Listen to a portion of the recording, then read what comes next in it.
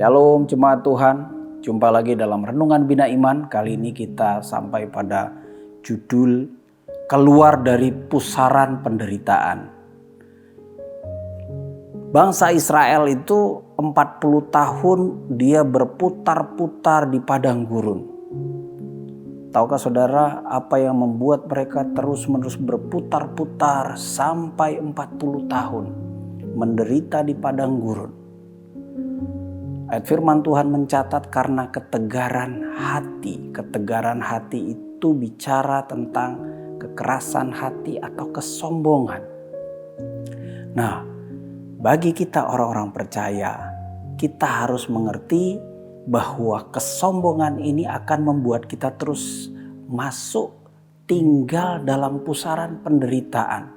Kita harus keluar dari padang gurun itu. Nah, untuk keluar kita perlu mengerti dulu masalah kesombongan itu. Apa sih kesombongan itu? Kesombongan berbicara mengagumi diri lebih baik, lebih cerdas, lebih kaya, lebih cepat daripada orang lain di sekitar kita.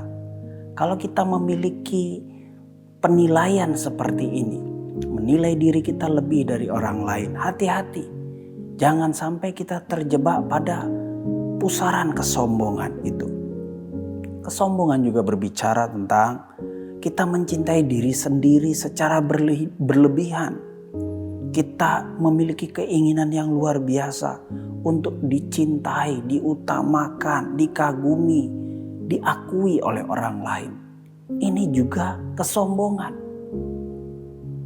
Dan satu hal yang melekat dari orang yang memiliki masalah kesombongan adalah dia akan mengupayakan pemenuhan emosionalnya dengan sangat besar dan sangat cepat.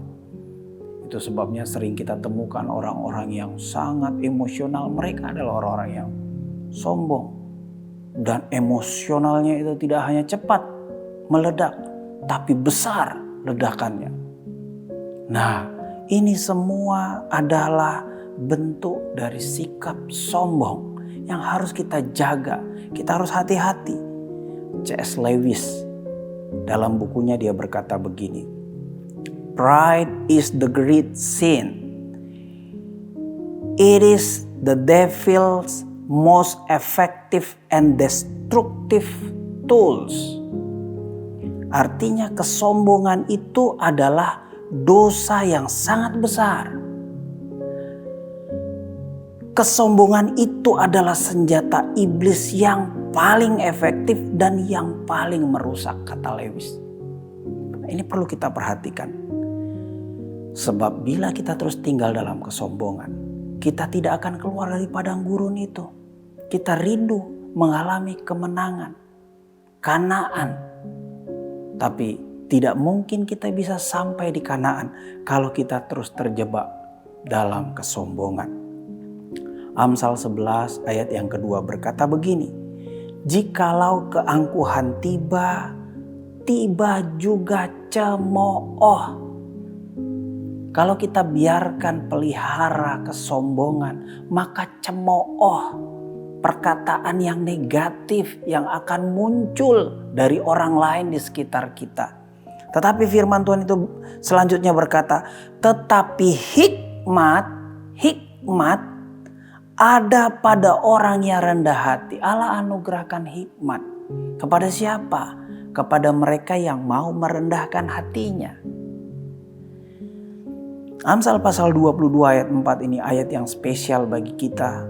Firman Tuhan berkata, ganjaran, upah. Ganjaran kerendahan hati, takut akan Tuhan adalah kekayaan, kehormatan, dan kehidupan. Semua kita, para pendengar sekalian, perhatikan baik. Selama kita ada, Tuhan beri kesempatan kita ada. Yang kita kejar bukanlah menjadi besar, menjadi perkasa di mata manusia. Karena itu adalah ekspresi dari kesombongan. Apa yang kita perlu kejar? Kita perlu hebat dan perkasa di mata Allah. Bagaimana caranya?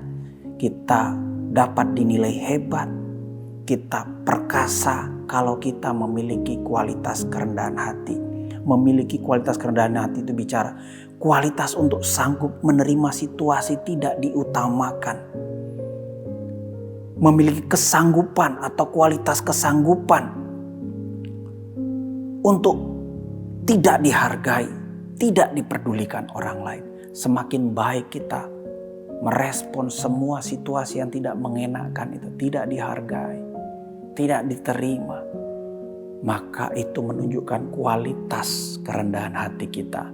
Percaya kata firman Tuhan, ganjarannya adalah segala yang baik, segala yang sedap didengar, indah bagi hidup kita.